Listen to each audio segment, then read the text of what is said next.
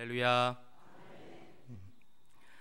오늘은 예수께서 3일 동안 무덤에 죽은 자로 계시다가 죽음의 권세를 이기시고 다시 살아나신 날, 부활하신 날을 기념해서 예배하는 부활주일입니다. 우리 함께 좀 다시 인사를 하겠습니다. 주님의 부활을 기뻐합시다. 이렇게 옆에 있는 분들과 함께 인사하겠습니다. 주님의 부활을 기뻐하십시다. 주께서 부활하셨다는 이 성경의 증언이 여러분들에게 정말로 기쁨이 되십니까? 예수께서 죽은 자로 남아 계시지 아니하시고 다시 사셔서 우리의 영원한 왕이 되셨다는 것을 진정 우리 성도들은 믿으십니까? 부활주일을 맞이해서 기쁜 마음으로 하나님께 예배하는 모든 성도들에게 크신 은혜와 큰 복이 넘치기를 축원합니다. 종교개혁가 하면 우리의 머릿속에 문득 떠오르는 유명한 한 사람이 있습니다. 그는 독일 사람이고 마틴 루터라고 하는 분입니다. 비텐베르크 성당에서 예전에 이 비텐베르크는 이 동독 지형에 속해 있었기 때문에 가고 싶어도 갈 수 없는 성지였습니다. 근데 이제 독일이 통독이 되고 난 이후로 이제 가보게 되는 도시지요. 아주 자그마한 도시고요. 거기에 가면 아주 유명한 비텐베르크 성당이 있습니다. 이 성당이 유명해진 이유는 루터가 이 성당에 이제 사제로 섬기면서 이 성당 안에서 종교 개혁을 위한 95가지 주제를 발표하는 것으로 종교 개혁이 시작되었기 때문에 이 비텐베르크 성당이 아주 유명해진 곳이지요. 이곳에서 루터는 중세 로만 캐톨릭 처치, 지금으로 말하면 천주교죠. 천주교가 종교적으로 심하게 타락하고 부패해 있었던 것을 도저히 더 이상은 묵과할 수 없어서 복음으로, 성경으로 되돌아가자, 이렇게 외치면서 종교 개혁을 시작했던 천주교의 신부님이셨고 또한 유명한 신학자이기도 했습니다. 사실은 기존 질서를 이렇게 흐트러서 새로운 어떤 질서를 만든다는 건 참 쉬운 일이 아닙니다. 몹시 어려운 일이죠. 루터는 이러한 일을 하기 위해서 목숨을 걸 각오를 해야만 했습니다. 실제적으로 보름스라는 곳에 불려가서 아주 생명의 위험을 받을 만한 재판을 받기도 했습니다. 루터는 자신이 확고하게 믿었던 신념을 하나하나 교회에 적용해 가는 개혁을 추진하다가 너무 힘들었어. 이게 나 혼자 될 일이 아니구나. 내가 이렇게 그냥 뭐 땀 흘리고 애를 쓴다고 그래서 이게 뭐 종교가 천주교가 개혁이 되고 새로워지는 것이 아니구나. 이런 절망감이 느껴져서 어느 날 식음을 전폐하고 그냥 자리에 누워버렸습니다. 못하겠다. 이제 포기다. 이러한 심정이었겠지요. 그러기를 며칠간 절망 속에 빠져서 침대에 누워 있었는데 며칠이 지난 어느 날 루터의 아내, 좀 이상하시죠? 천주교 신부인데 루터가 결혼을 했습니다. 이게 기독교 역사에, 교회 역사에 참 아이러니하고 재밌는 일인데 루터는 신부님이셨잖아요. 근데 수녀님을 만나서 결혼을 했어요. 자기만 결혼한 게 아니고 자기 친구들, 이렇게 신부 친구들 몇 명하고 자기가 잘 아는 이제 자기의 부인의 친구들 누구겠어요? 수녀님들이지 뭐. 단체로 만나서 미팅하게 주선하게 해가지고 가정을 꾸리게 해줬던 참 유명한 사람입니다. 그 루터가 참 재미있는 교회 역사에 참 재미있는 일들을 많이 했지요. 어쨌든 루터가 천주교 신부였는데 결혼해가지고 아내가 있었어요. 그 아내가 남편이 이제 식음을 전폐하고 며칠간을 이렇게 누워 있는 걸 보다 못해서 검은 상복을 입고, 유럽 사람들은 상복이 검다는 걸 아시죠? 검은 옷을 입는다는 거 아시죠? 검은 상복을 입고 남편이 누워있는 곳에 짠 하고 나타난 거죠. 그 아내가 상복을 입고 나타나니까 식음을 전폐하고 누워있던 루터가 깜짝 놀라서 누가 죽었나 보다 이런 생각이 문득 들지 않았겠어요? 그 아내에게 여보 누가 죽었어? 이렇게 물은 거죠. 그때 아내가 뭐라고 대답을 했냐면 네, 하나님이 돌아가셨어요. 대답을 했습니다. 루터가 그 말을 듣고 너무도 어이가 없어서 무슨 말이냐고, 하나님이 돌아가시다니 그게 무슨 말이 되는 소리예요? 물었습니다. 루터의 아내가 그 소리를 듣고 자기 남편에게 뭐라고 대답을 했냐면, 여보, 하나님이 정말 돌아가지 않으셨다면, 하나님이 진정 지금 살아계시다면 당신이 어떻게 이렇게 좌절하고 낭망해서 이 자리에 며칠을 밥을 안 먹고 누워 있을 수 있었겠어요? 하나님 돌아가신 게 분명합니다. 대답을 했어요. 그 순간 루터는 자신의 아내의 말을 듣고 머리에 한 대 쾅 맞는 듯한 어떤 깨달음이 느껴졌습니다. 아, 그렇지. 하나님은 살아계시지. 그래서 그 자리에서 벌떡 일어나서 그가 시작했던 종교 개혁의 과제들을 다시 힘있게 추진해 나갔다. 이게 교회 역사가 우리에게 전해주고 있는 유명한 일화입니다. 우리 기독교와 다른 종교와 분명하게 구별되는 것이 하나 있습니다. 그것은 바로 부활에 대한 믿음을 우리가 가지고 있다는 것이죠. 여러분들 이걸 믿으십니까? 여러분들은 부활에 대한 믿음을 가지고 계십니까? 세상의 많은 교회, 많은 종교의 창시자들이 죽음으로 그들의 삶을 끝내고 그 종교가 죽은 자들을 따라가고 있는 종교가 이 땅에 얼마나 많은지 모릅니다. 그에 비해서 기독교는 죽음이 마지막이 아니라 새로운 삶, 부활에 대한 소망을 가지고 있는 유일한 신앙 공동체, 교회 역사를 가지고 있습니다.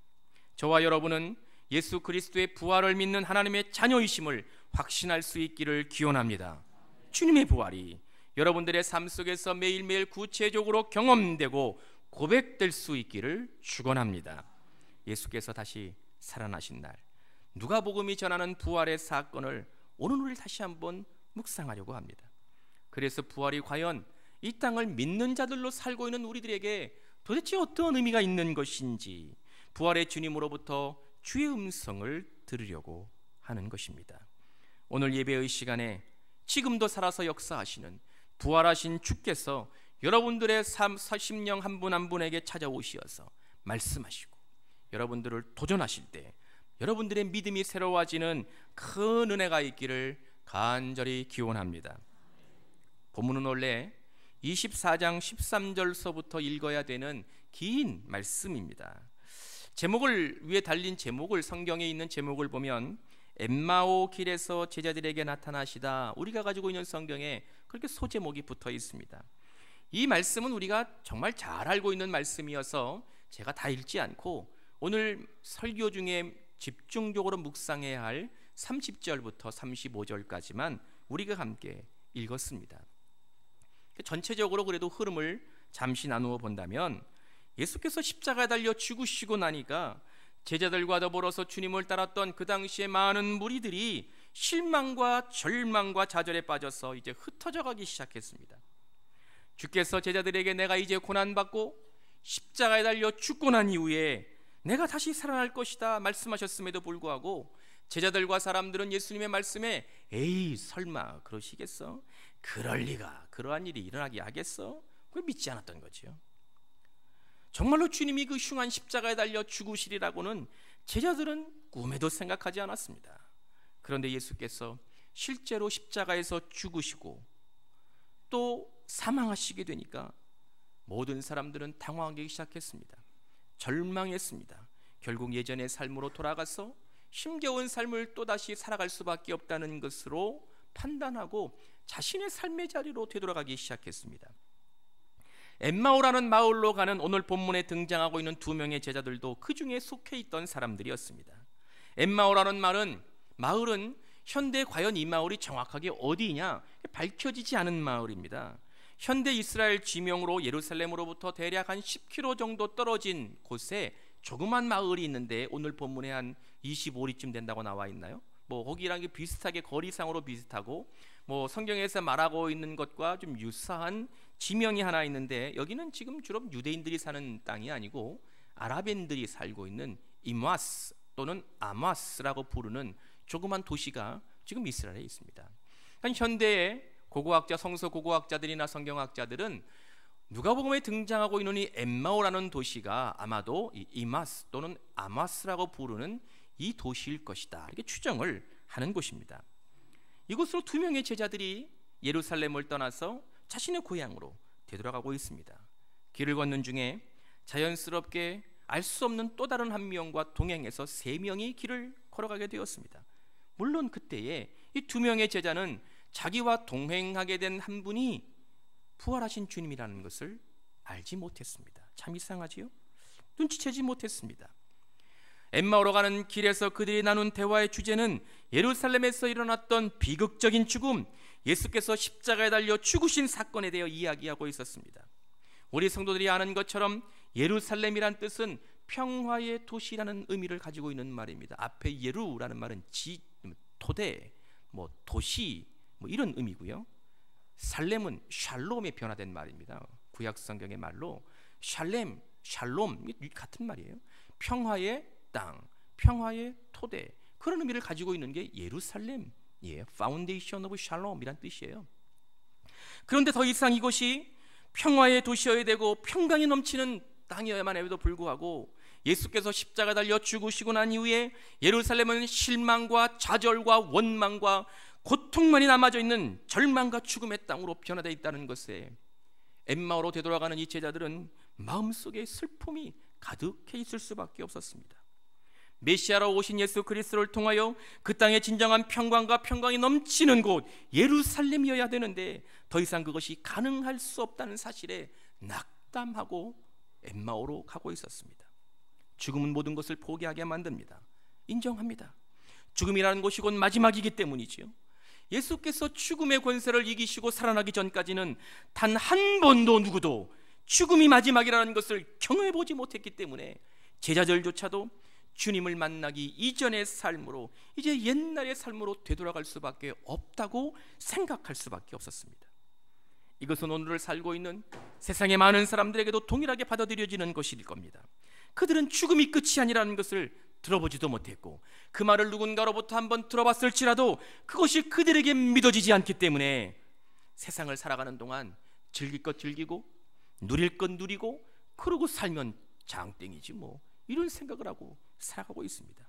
죽기 전에 내가 하고 싶은 것 다 해봐야지만 죽을 때 후회 없이 죽을 수 있을 것이라고 생각하며 살아가는 무수히 많은 세상의 사람들이 있습니다.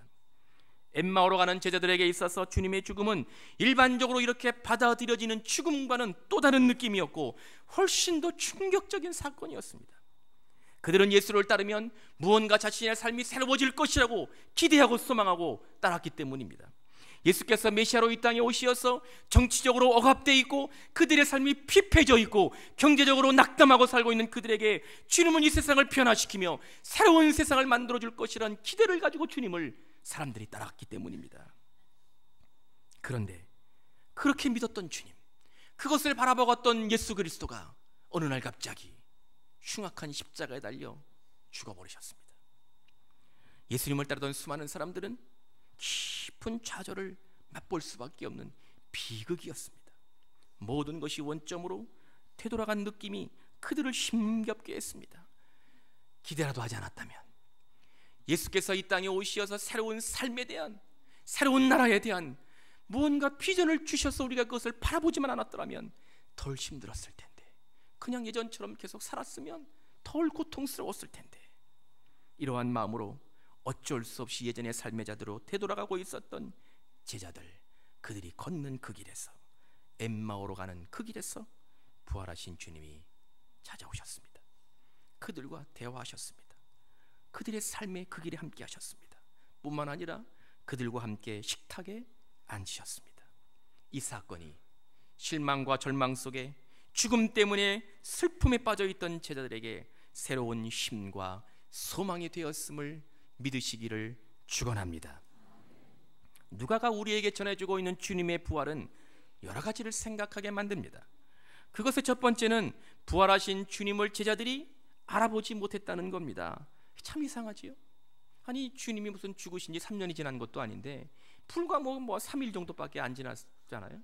그런데 부활하신 주님을 제자들이 눈치채지 못했다는 거예요. 알아차리지 못했다는 거예요. 엠마오로 가는 동안 주께서 그들에게 찾아오시어서 그들이 의문을 가졌던 걸 성경으로 풀어주시기도 하셨음에도 그들이 주님을 눈치채지 못했습니다. 주님이 무슨 마스크를 쓴 것도 아니고 모자를 풍들러 쓴 것도 아니셨는데, 성경을 해석하기 참 난해한 구절들이 여러 곳이 있는데 이 말씀도 그것들 중에 하나입니다. 이 말씀을 도대체 어떻게 풀어야 되는 것일까 난감하기 그지없습니다.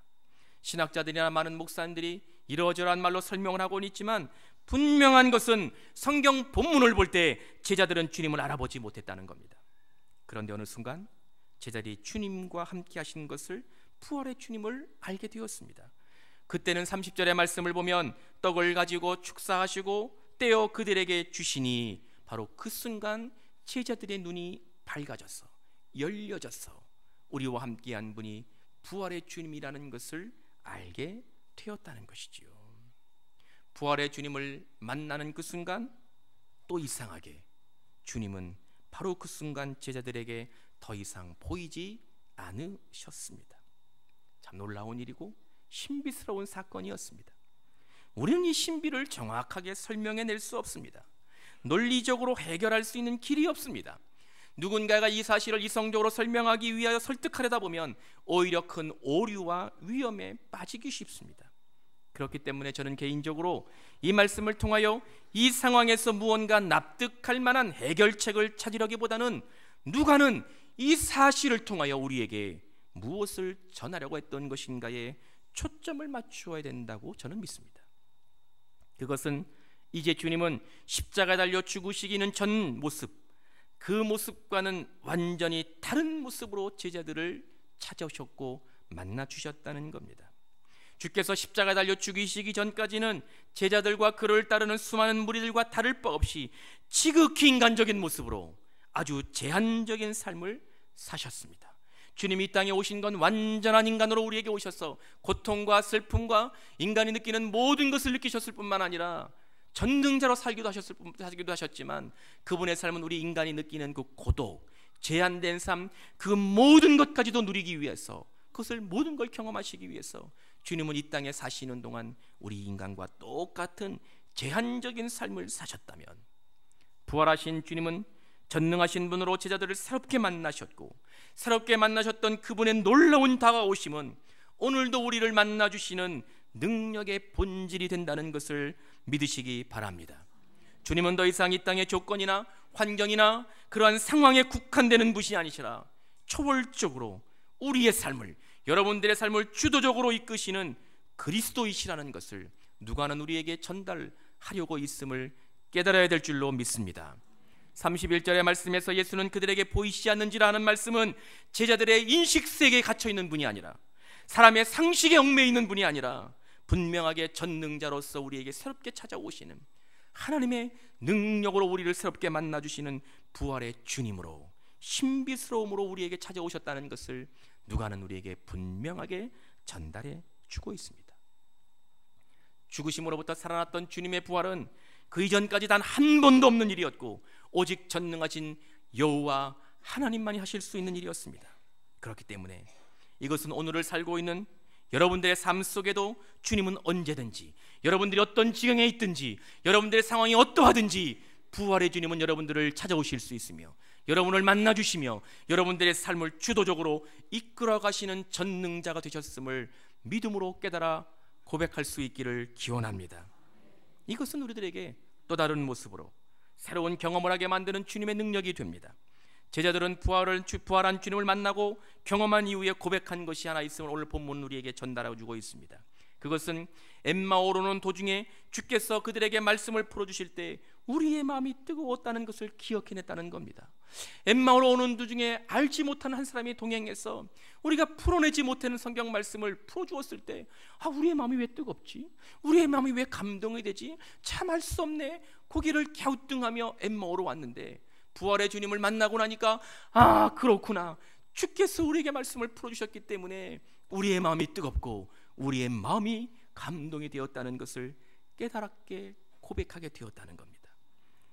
이유와 원인을 알 수 없었지만 주님을 만나보니 너무도 분명한 하나님의 역사였다는 것을 인정하게 되었습니다. 이것은 주님을 만나는 경험을 한 성도들이 누릴 수 있는 또 다른 놀라운 신비입니다. 세상 사람들은 성경을 읽을 때 어떤 이들은 역사적 기록물로 흥미를 느끼면서 책을 읽기도 하고, 또 다른 사람들은 성경의 이야기가 무슨 신화적 저작물로 치부해버리며 성경을 읽어버리기도 하지만, 부활의 주님을 경험한 여러분들은, 부활의 주님이 찾아오신 것을 느낀 저와 여러분들은 하나님의 말씀을 읽을 때마다 그 말씀이 우리의 삶에 역사하신다는 것을 경험하게 됩니다. 말씀을 읽을 때마다 내 마음이 뜨거워진다는 것을 느끼게 됩니다. 말씀이 우리의 삶에서 살아서 역사하신다는 것을 생생하게 고백하게 됩니다. 이것을 어떻게 논리적으로, 이성적으로 해결하고 설명할 수 있겠습니까? 말씀을 읽을 때 우리의 삶이 새로워져서 눈물이 흐르는 것을 어떻게 우리는 설명해낼 수 있겠습니까? 세상 사람들이 이상하게만 바라보는 성경, 도저히 이해할 수 없는 책이라고 치부해버리는 그 성경, 그것이 우리들에게는 하나님의 능력으로 체험되는 것임을, 그리고 이 신비를 우리는 부활의 주님을 통하여 누릴 수 있는 은혜임을 고백하게 되는 것이지요. 이것은 분명 살아서 역사하시는 주께서 우리 안의 삶에 찾아오 인도하시고, 하나님의 말씀을 읽을 때마다 그 한 구절 한 구절마다 하나님의 능력으로, 성령의 능력으로 조명해 주셔서 그 뜻을 깨닫게 하시고, 우리도 모르게 우리의 입술을 열어 아멘, 아멘 고백하며 믿게 하게 하시는 능력이 됨을 믿으시기 바랍니다. 부활하신 주님을 경험한 사람들은 변화된 삶을 보여주려고 했던 누가에 따르면, 살아나신 그리스도를 만난 제자들은 자신의 삶의 자리에 그대로 머물러 있지 않았습니다. 예루살렘을 떠나오면서 그 예루살렘은 죽음의 땅이고 절망의 땅이고 이제 희망 없는 땅이 되었다고 낙담하고 자신의 고향으로 데려왔던 엠마오의 제자들은 다시금 십자가의 죽음만이 남아있을 것이라고 생각했던 그곳, 그 거룩한 땅, 하나님의 나라가 더 이상 임하는 곳이 아니라고 여겼던 예루살렘으로 다시 되돌아왔습니다. 그리고 그 땅에서 자신들뿐만 아니라 12명의 11명의 제자들이 하나님을, 예수 그리스도를 경험했다는 것을 깨닫게 되었고, 엠마오로 가는 길에서 자신들을 만나 주셨던 주님을 함께 나누며 은혜를 경험하고 공유하게 되었습니다. 그들에게도 신비한 경험이 있었다는 것을 발견하게 되었습니다. 이제 예루살렘은 더 이상 이름만 평화의 땅이 아니라 부활의 주님이 다스리시는 진정한 평화의 도성이 되어가고 있었습니다. 그 땅은 이제 하나님의 통치하심이 실현되는 지경으로 변화되고 있었다는 것을 깨닫게 되었습니다.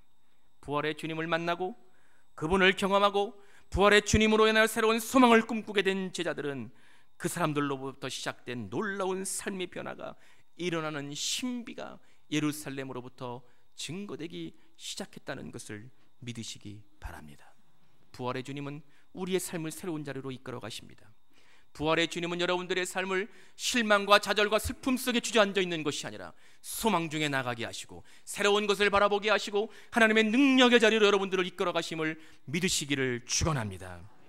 주님께서 죽음의 권세를 이기시고 다시 살아났다는 것은 우리의 인식의 세계로는, 과학적인 접근으로는 도저히 설명해낼 수 없는 것이지만, 부활의 주께서 우리의 삶에 생생하게 역사하시며 여러분들의 삶을 주도적으로 이끌어 가시는 능력이 되신다는 것을 체험하며 고백하는 믿음의 신비가 오늘 예배하는 성광의 모든 성도들에게 늘 충만하고 가득하실 수 있기를 축원합니다.